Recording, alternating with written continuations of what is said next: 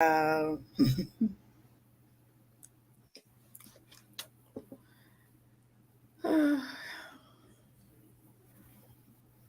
How are you this morning? Doing well. Good Good. to see you, my friend. You too.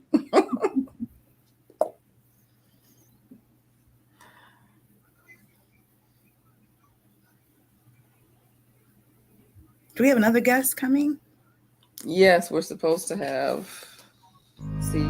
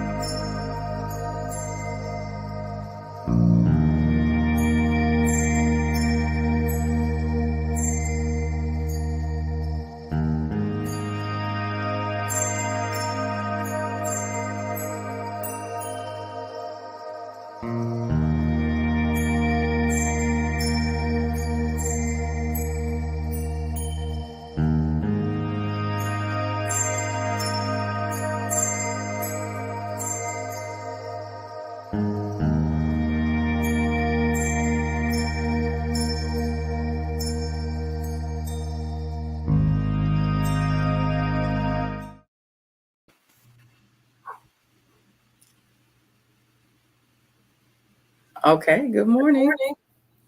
I am Dr. Megan Pickens here, and I'm here hosting Black Mental Health Matters this week. I am here with Dr. Dia Pledger, right? Yeah. Pledger. As we celebrate World Autism Day. Autism Aware, and it's the start of Autism Awareness Month. I am a licensed professional counselor supervisor here in Arlington, Texas, and I'm going to tell you a little bit about Dr. Dia. So she is the co-founder and president of Above the Curve Foundation.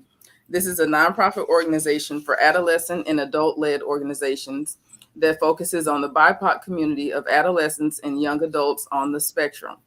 She co-founded this organization in honor of her son, Michael, who was diagnosed with autism at the age of 3 years old. In addition to the foundation, she is the CEO of DPA Global Consulting and Fledger Publishing Publications. She is the acting vice president at Black Mental Health Matters and the director of the research committee. Thank you so much, Dr. Dia. Welcome, welcome, welcome. Tell us a little bit. Well, tell us something that we didn't have in your bio. Yeah, absolutely. Dr. Megan, it is a pleasure. It is always wonderful to work for. And everyone doesn't know that Dr. Megan and I also serve on the board of directors here at Black Mental Health Matters. And so we have formed a wonderful colleague, a relationship over the past, I think, almost 6 months to a year. It's been an honor to just serve with her. Just a little bit more about what my passion is. My PhD is in IO psychology. So I'm a psychologist that studies workplace. So this kind of hits home for me as well. But one of the things I wanted to share with you today is that I am not just a person that believes in the advocacy of autism, but also a mother of a wonderful young man named Michael. And I'm going to share our book that we have from Michael, if you can see it.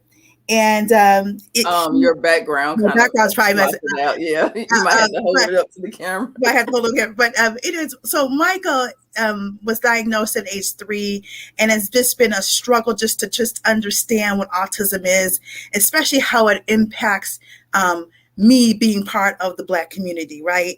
And talking about autism and being on the spectrum. And so, I took a personal just look at introspecting as it impacted our family.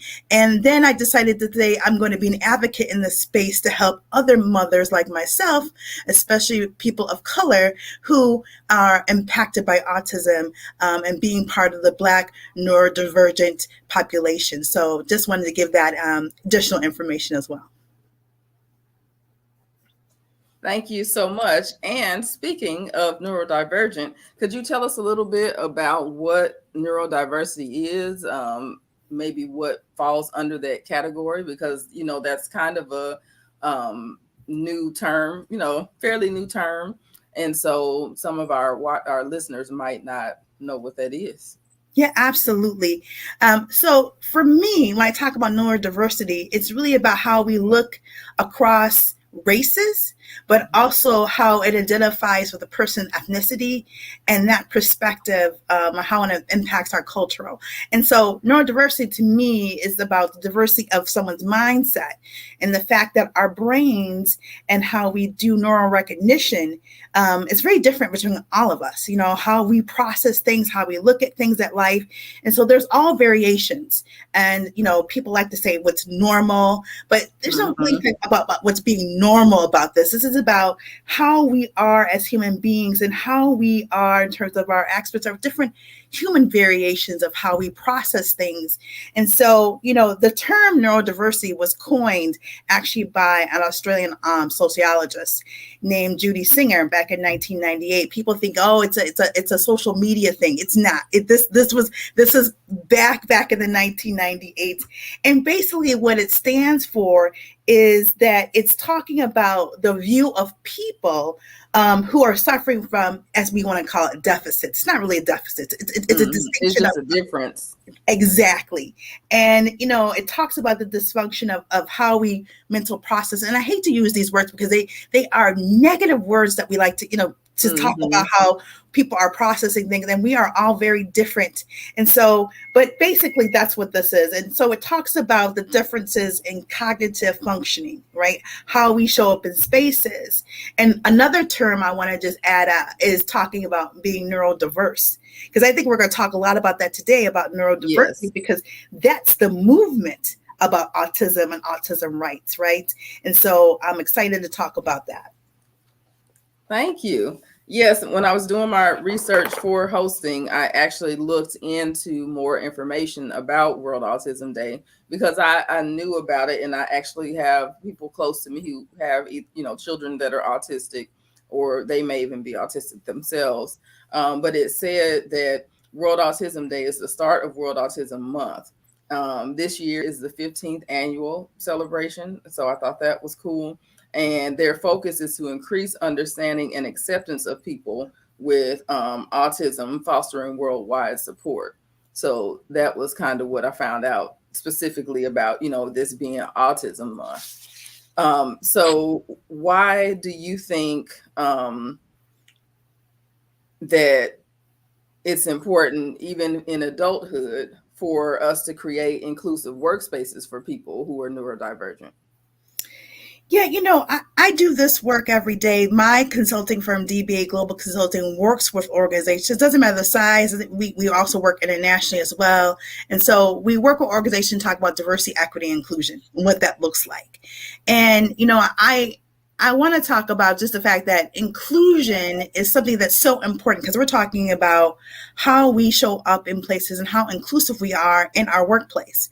But also diversity goes hand in hand. And I think there's a lot of challenges that organizations face because they're not ready to talk about these important things that are happening in spaces, because they're not ready to recognize diversity, equity, inclusion, especially the piece of inclusion. Diversity and inclusion affects all industries, all workplaces, no matter the size. And I think right now, the current, if we talk about the business climate, is that diversity is something that we see often, right? That people talk about, like bringing in diverse candidates, bringing in more diversity, inclusion initiatives.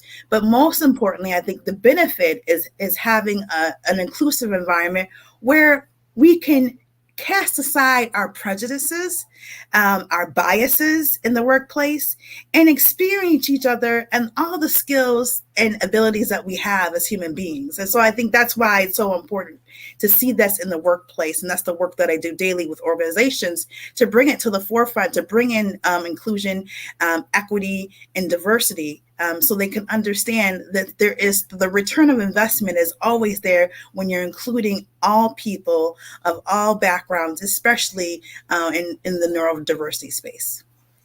I love that answer. And it's very interesting to me because when you hear talk about diversity, equity, inclusion, or DEI, you never hear about neurodiversity included in that. But that makes absolute sense to me, because it seems like DEI has to be focused on pretty much anybody who colors outside the lines, so that affects, the workplace. So that is extremely interesting, that you said that.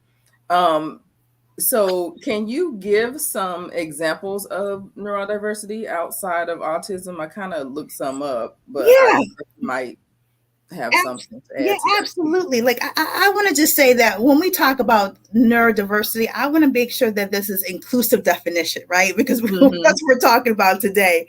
And I want to say that when we talk about neurodiversity, it's not just about autism and people on the autism spectrum. It's also Right. about people who have attention deficit disorder, Mhm. dyspraxia, dysplasia. I mean, like there is a number of and also like mental health disorders, anxiety, bipolar, Mhm. obsessive compulsive disorders. I mean, it is encompassing a lot of different other mental disorders as well. But I also want to say that there is what I call neural minorities, which is people who are outside of maybe those definitions of being on the spectrum, but those that Mhm. are actually, just impacted by different things.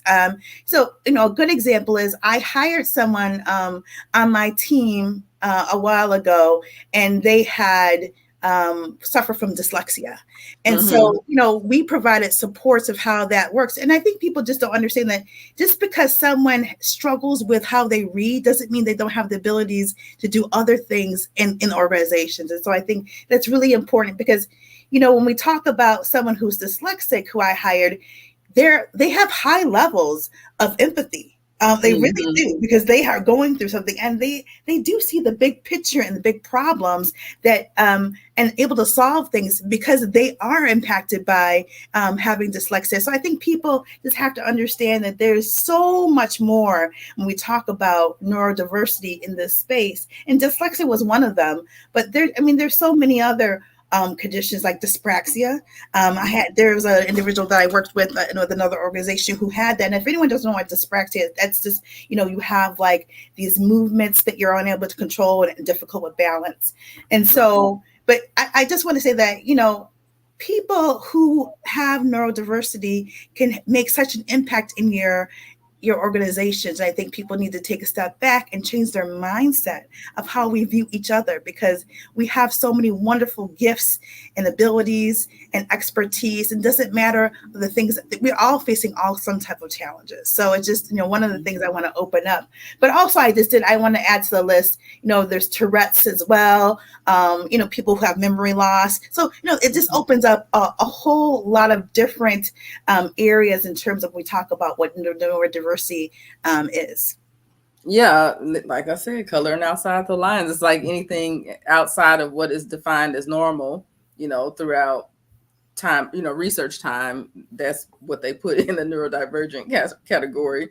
And I looked up the definition that you said, when it was coined by Judy Singer, and it says specifically refers to variation in the human brain regarding sociability, learning, attention, mood, and other mental functions in a non-pathological sense. And I think non-pathological is extremely important, because I think that in our society, it is fairly common to pathologize things that might be, normal for certain populations. So I thought that was interesting. That is interesting. And I think also lifting up, because we're talking about world, I do have a slide deck, and I know if I'll be able to present it today, but I want to lift up the voices in the UK, and the Caribbean, across the diaspora, because I think that's also very important. I think, on my website, and I'll just kind of, and this slide deck will be available if anybody wanted to, but I wanted to talk about the Black community and how it's impacting us, because we're here for Black Mental Health Matters. And Yes. one of the things I wanted to lift up is the UK, and like I said, the Black Caribbean and mixed races along that as well.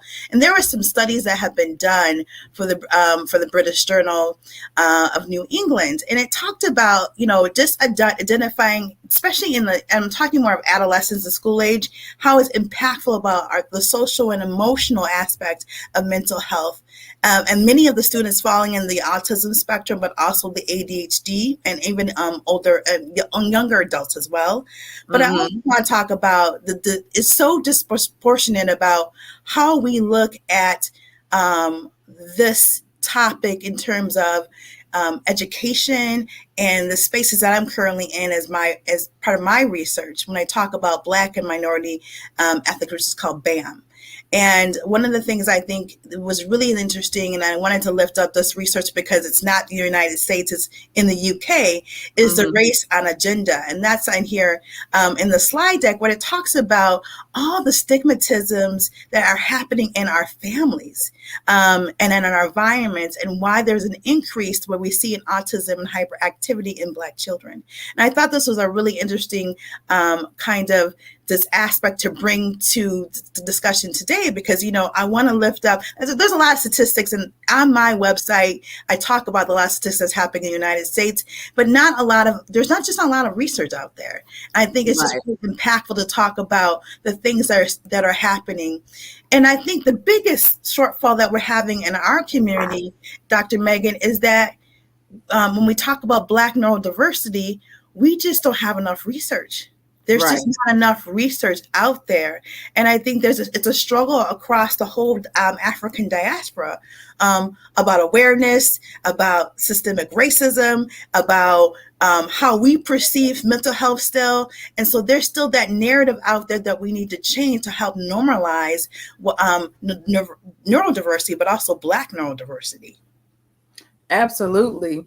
And that ties it back into the inclusion of, for the workforce, because everybody works, in some capacity somewhere.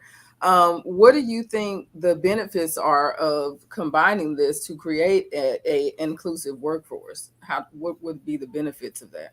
Well, to me, when we talk about, and then this is just my 22 years of being in human resources, people think that having differences set us apart. It doesn't. It makes us stronger. And that's the thing about having a diverse workforce, having more inclusion in your workforce. There are so many benefits that we can foster from each other. Because again, I mentioned the individual that had dyslexia that would work for me in the past. And so there's a lot of things that we're just missing if we're not inclusive about who that we bring into our workforce, but how organizations are looking at diversity, equity, and inclusion, especially that inclusion piece. I think a lot of organizations do well with bringing in diversity, but I think Mm-hmm. inclusion has been more challenging, and also equity. So I won't get on the topic of equity when we talk about pay equity, disparities that are happening across the board, but especially when it comes to inclusion, I think a lot of companies that I have been working with in my tenure with my firm is that they want to be more inclusive when it comes to disabilities.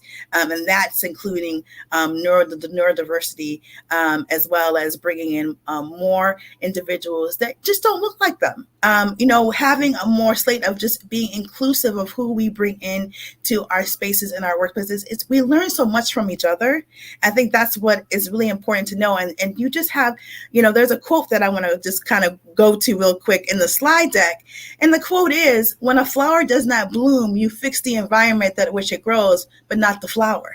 So there's nothing wrong with the actual flower. It's just, it's just the fact that the environment sometimes is not able to grow. And so, I think it's important here to understand that we're not here to be all alike. We're not here to be the same, but it's important that we're inclusive of how we look at life and people around us, because we all can contribute. So I think that's one of the things I think is so important to talk about today, because I think people shy away from things that are different. Like, that's just human nature, right? It's something that's different from us. We don't want to bring that into our space, but that's because we lack the understanding and the education. And that's why I'm so glad that we're having this World Autism Day and talking about inclusiveness in the workplace. I agree with that so much. You said so much right there. I had so many different thoughts, and now I'm like, man, I'm over here processing what you said.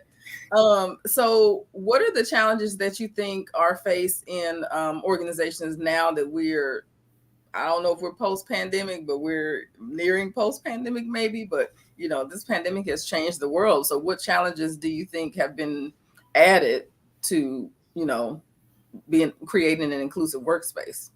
I know we only have an hour, so I'm going to make it brief. Um, you know, that's it. I love the fact that you said are we post pandemic? Some variant may pop up, and most of the organizations I know and I've been working with are hybrid or remote still.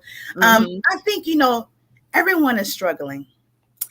Everyone is struggling. I don't know of any organization or any person in spaces, as we all went through this pandemic and continue to go through this pandemic. It's still a struggle. It's still a struggle to some people have coined the pandemic brain. People have talked about just feeling more isolated and siloed in the work that they do because they're not with colleagues. I think it's a time now that we understand that people are all struggling and that we need to look more into mental health. And a lot of the organizations that I work with not only want to talk about diversity, equity, inclusion, but they want to talk about, Dr. Dia, how can we get a good corporate wellness plan? How can we bring more mental health to the space and help our employees? I think it shined a brighter light in terms of how we better deal with mental health in spaces and how we support each other better. But still, the struggle is real. It is real. And I think that one of the things that I was working with another client this past week, and we were just talking about how to build more inclusive places because most of the staff is still remote. And one of the things we're doing is building a racial equity work group so people can go into these work groups and just feel, there's always a sense of human connectivity that we need, right? We all need each other, even if it's remote, and this organization happens to be. But it's just really important that, we start to recognize that we all are struggling through different things and in different moments. I think the pandemic just brought a lot to light. But for the Black community, we still face so many disparities when we talk about, just the workplace, from not to being able to get our promotions, not to being able to get the pay that's, of positions. So there's just a lot of things. I think it just, again, I always talk about things being exasperated. I think we knew the problem was there. It just became more exasperated and more highlighted. But part of what I do in the DEI space is grassroots work. Right? There's no panacea to this, right? There's no solutions. Everyone is trying their best to kind of navigate, steward conversations, bring to light, but there's so much work behind this. And all of this is not just in theory, because diversity, equity, and inclusion is a science, but it's also about how we practice and how we show up for each other. I will say one positive I think that came from the pandemic in this area is I think there's been, even if it's just slight, some destigmatization of mental health issues, because I think everybody was joined into, it used to be this small minority of people who had to deal with this, but I think at the very least, most people in our society have dealt with some level of anxiety. And so I think that's made it a little bit easier to include that in the DEI space and, address mental health, which also stems over to, the neurodiversity conversation. So I think that is one positive from the pandemic. Yeah, absolutely. And you are practicing. I'm not practicing, but I wonder how it impacted your practice in terms of did you at this time, are you getting more and more referrals and clients in the space that are having more anxiety? I'm just kind of interested in your work and your space and what's going on in your practice. Yes, absolutely. What I found was that I think the first thing that happened in this situation is that we as counselors were experiencing the same things that our clients were at their client level. So that was definitely a new thing. The other thing that happened is, yes, I did have an influx of clients, but we were all online. And so now people are kind of ready to get back to face-to-face. So now we're moving towards a hybrid model. But like you said, as far as my clientele, I saw tons and tons of anxiety. But the kind of funny thing was that most of my clients who already had anxiety actually did pretty well in the pandemic because they were used to living at a level of having some kind of anxiety. So who struggled were my people who really had not had any mental health issues or challenges, or they had not really come to the surface. And so they were exasperated by, the pandemic. A lot of people were parents, teachers, chef, maid, all of that, because people were quarantined, and so the whole family was in the house, and most of us were not set up for that. So you have like two parents working in the home office, you have the kids working in schoolwork and all of that. So yeah, there were lots of challenges, lots of trying to figure out how to restructure, how to be hybrid. And now I've kind of been dealing with a little bit of anxiety about going back to work for people. A lot of people, there was anxiety about being at home and how that was going to work. But then, people are used to being in, they consider it a safety thing and not being exposed to the virus and all that. I mean, to the I guess virus. And so that now people were kind of anxious about being told that they have to go back into public workspaces. So there's been a lot of change, a lot of evolution, a lot of new businesses started because people are not ready to go back, or they saw a need during the pandemic and they built upon it. So that's kind of how it's been affecting my end. Yeah, I can imagine. I at one point during when I started my foundation, Above the Curve Foundation, we had a number of volunteers coming to help us. A lot of them were licensed counselors, social workers, and they have just, for a better lack of words, they are so busy that I haven't been able to have them do any referrals for me, because they're just like, so many things are changing in this space. Mm-hmm. And I wanted to talk a little bit, just a brief plug for Above the Curve. It's not just this foundation was because of my son, but also there was a need in the community where I was seeing a gap of not having services, but also not having job opportunities for people on the spectrum, those who are having learning disabilities, or just people in the neurodiversity space. And I thought to myself, that's not right. Like I have a son who's going to be 16. He's not ready to enter the workforce. But I think about all the other parents like myself who are who have children who are aging in the system, and what can we do to help support them gain employment? And so part of what we do at Above the Curve is we've kind of, as I'm also the chair of the board, is that we're trying to bring in other organizations, and especially other companies who are willing to hire our sons and daughters, because we know that I think, and that's, I think this, it kind of, over the couple of years that we've started this wonderful organization, it's just about, at the end of the day, I can talk about services, I can talk about that, but at the end of the day, I want to make sure that parents like myself have other resources that we can bring to our sons and daughters in terms of work opportunities. So that's what this is kind of turning into, mentorship. So I wanted to just say and talk a little bit about that as well, because I think that's kind of ties into what we're doing now, is trying to build from my end with my organization a more inclusive workplaces with other organizations, and tying that in and supplying wonderful, phenomenal students and just wonderful young adults who are, have these diversity. I always say they're not challenges, they're gifts. They're gifts, right? And bringing them to get the opportunities where they wouldn't have it before. Okay. Thank you for that. So when you were in your raising of your son, did this also spring from some of the challenges that you were facing as far as getting him help? Yes. Throughout the way.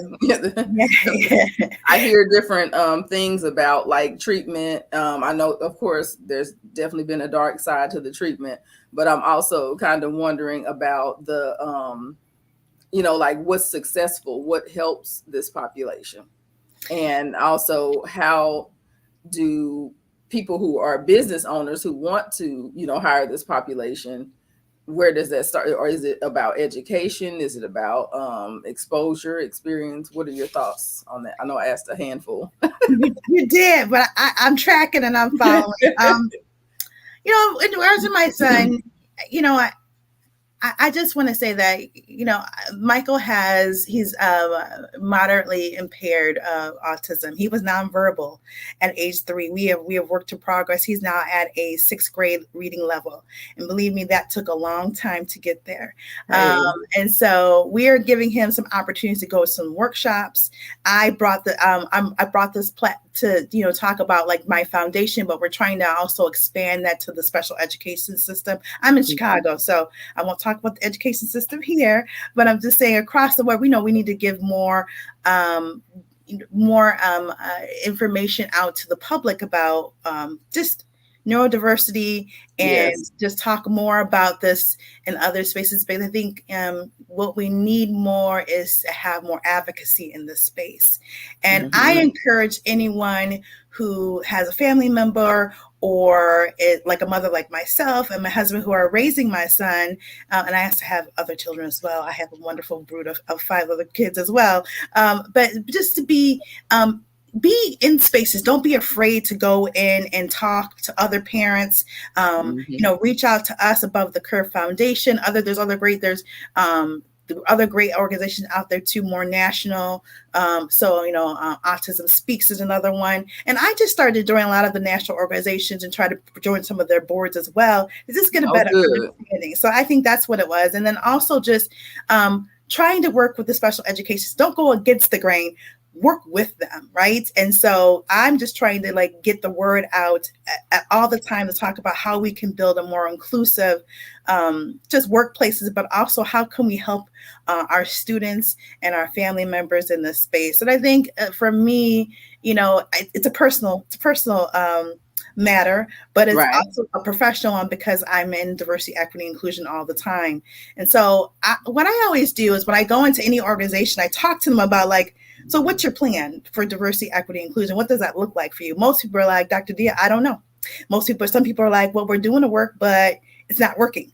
Or we've done a thing and it's not working at all and we need to redo it. So I think it's time to re-examine how we are doing this work and being more intentional in these spaces to have platforms like Black Mental Health Matters, and for us as professionals to lead it. And I want to lift up, while we're talking about it, 3 Black researchers. So we have some wonderful Black researchers out there that people don't know about. One is Brian Boyd.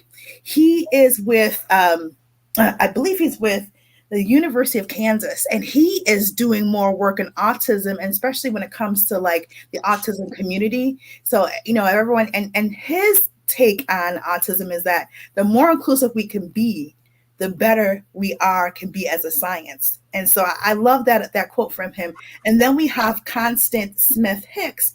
She is a medical student, and she's also done a lot of research at Johns Hopkins. And she is the current director of the Center of, I think it's called Autism Related Disorders, Kennedy Krieger Institute in Baltimore. And she is doing some phenomenal research in that space as well. And then Damon Fair, who's another one. He's a Yale student, but he's at Augustine University, and a wonderful scholar where he's looking at the studies of the brain and the development of autism and ADHD. So I want to lift it up because what I'm doing in this space, is being the part of the research committee, is trying to bring more research to it. I think the more research we have, it's just phenomenal that we can go so far in this space. But we have a long ways to go. Definitely. I appreciate that. I have grown to love research, and I understand the importance of us conducting research about us, and updated research about us, because it is now 2020. But at least for me, all the theories that, are the basis of my profession are from the 40s, 50s, and 60s mostly, so we definitely need to update, and we were definitely not reflected in those studies. So we do need to take control of our own research. I'm actually on the committee. I just missed the last meeting, and I'm looking forward to that because I just think it's important. I got you. I got you. I'll send you the notes from the meeting. But, I think it's just really important that a lot of the stuff that we do just in Black Mental Health Matters is how we're rooted in the research and how Yes, important it is to research for our own community. And I think I'm so honored to be a part of the research committee because I think it's something that's really important and that's needed. And we're looking to have great partnerships with other organizations as well. So I'm excited about this year being the vice president of Black Mental Health Matters and all the things that we're going to be doing as part of the research committee, but also the things that we're doing in terms of bringing topics like this to the forefront. absolutely. What trainings have you led that help people with including diversity and inclusion in their organizations, or can you recommend some Yeah, as well? absolutely. Yeah. So, typically my training, I am all about breaking down systemic racism.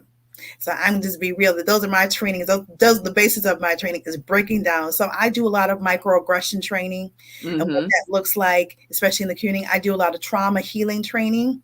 Mm-hmm. And that's just rooted into some psychology based, especially positive psychology space as well.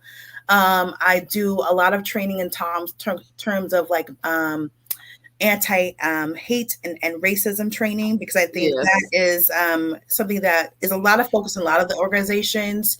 In addition to that, I do a lot of training to help people understand generations, ageism, sexism, harassment in the workplace. So those are the things I've been doing in the past. But more recently, I took on this wonderful racial justice certificate, and it's from the Okay. Embody Lab. And basically, it's talking about how do we can be better in the terms of like racial equity and justice. And I think that's also kind of missing in a lot of areas when we talk about it's called DEIJ, right? The justice piece. And also, I do a lot of training in we call restorative justice and transformative justice. I don't know if people are familiar with those two terms, but restorative justice is really how we restore back from the community of something that's happened in between, we'll say, someone in the community that may have done something to someone else, Mm-hmm. right? To restore that back. I know I always like to say it's the victim versus that. I don't like to use those kinds of words, but restoring that back. But transformative justice takes us up to another level when we talk about how do we transform what has happened to make it different, to make it heal. So I do a lot of those trainings and healing. Things that I think I would recommend, I'm always telling everyone that they should take or get a certification in diversity, equity, inclusion, wherever it comes. There's a lot of great, Cornell has some, yeah, Yale has some other things. I mean, there's not just like Ivy League schools, but there's a lot of different organizations that are offering certifications in that space. For me, constantly I'm trying to ground myself and be in the spaces that I need to Yes. understand this work. So I'm always looking for other opportunities of how I can be better a facilitator and help navigate and steward organizations who are wanting to do diversity, equity, inclusion work. But those are some of the trainings, but they're not all. I do talk about sexism in the workplace. I talk about what that looks like with neurodiversity in the workplace. So I have a gambit of training, and now I don't always try to plug what I have in terms of, but DBA Global Consulting is the firm.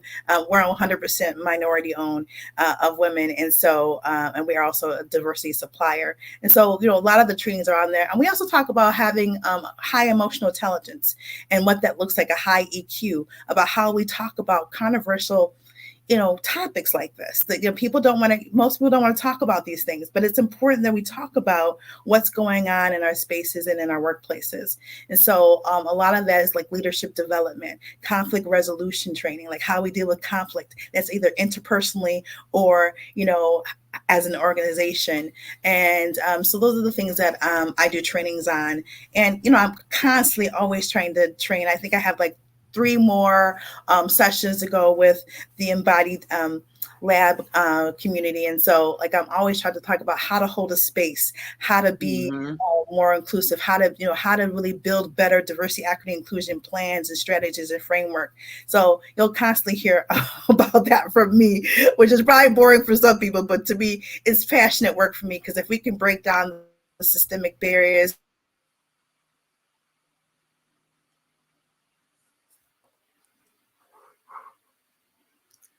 Are you there?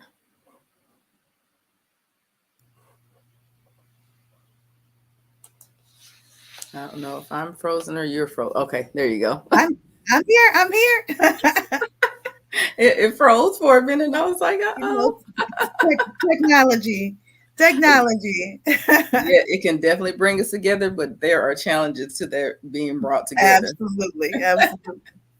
This has been extremely interesting to me. I hope it's been interesting to our audience as well. I love everything you said, and I'm the wheels are turning as you're saying this, and I'm thinking, okay, this is all kind of the same lane that I am kind of moving towards. I'm evolving to, and it's like because I'm just thinking like, how can I, include psychoeducation in workspaces and things like that, so people even know what it is, because I think because we have such heavy media, such heavy social media, you get information from all kind of places, but I think accurate information is important.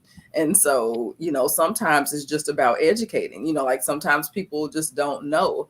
And I love what you said, because I do microaggression training here too. That's kind of one of my things. And so, there's definitely a difference between the microaggression that you don't know you're doing and one that you know you're doing. Because I think when you know you're doing it, then it kind of switches over to like maybe some covert racism versus, this is just a faux pas and that accidentally microaggress somebody. So I think everything that you're doing is like super interesting. Yeah, And it's I love this. conscious and unbiased, right? Yes, Either you're exactly. consciously doing it, right, or you're doing it unconsciously, right? And so, Exactly. which one is it? And that's how we try to identify, like where people are at in terms of their biases. We all have biases, and Mm-hmm. that's fine. But we need to recognize, acknowledge our biases, and how we could be better. I love the quote from Maya Angelou. It says, Dr. Maya, who is a long-term mentor of me. If everyone doesn't know who Dr. Maya is, she was an amazing, amazing woman. Man. And I was graced to have her as a mentor while she was alive. And she said, when we know better, we do better. And that is exactly what we need to be doing, is doing better. And so when we know better, and we do better. And so that's what I leave with you on that wonderful quote from Dr. Maya. Thank you so much. I am ready to wrap the show. I've had such a great conversation with you. I don't want to stop. I feel like we could stay here for hours, but of course, we cannot stay here for hours. So, thank you so much for joining us. Could you give us some? I know you gave us a good quote by Maya Angelou. Do you have some last words or some last information that you want to share with us about, what you're doing, about autism awareness, anything you would like to share? Yeah, absolutely. One of the things I want to just share with folks is that, and just to give a final thought, like my final thoughts about the neurodiversity movement, autism, is that we need to recognize not and about everyone's differences, right? We need to come together, and since we're talking about World Autism Day, as come together as a community to just understand neurodiversity, Black neurodiversity especially, but also it's so important to understand the perspectives that we all carry, and making sure that we put forth an effort to really be conscious and intentional about what we do to include everyone in the conversation into the table. And I think it's really dynamic to understand that neurodiversity, it impacts all of us. And I think if we can understand that, we can understand the human side of us all and humanity. And I think it's really important that we understand that there's always social constructs, social powers against us. But if we come together in unity, right, we Mm-hmm. can do a lot of things. I think that's one of the things. And for a cultural piece, we all have different cultural differences. I know I didn't talk about a lot of things in our culture today that's impactful, but I want to say it's so important that we continue to educate and change our mindset.